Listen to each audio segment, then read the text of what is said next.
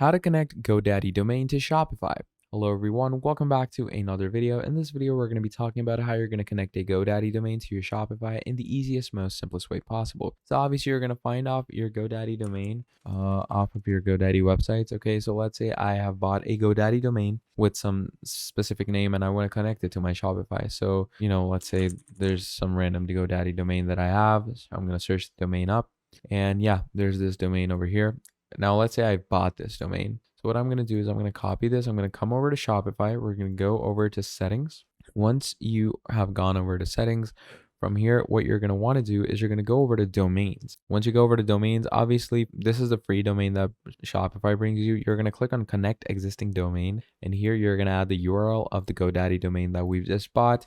You're going to click on next, verify that it's your own domain. And once you verified everything, that is how you're going to connect your GoDaddy domain to Shopify. So yeah, that's about it. Thank you for watching till the end, and I'll see all of you next time. Goodbye.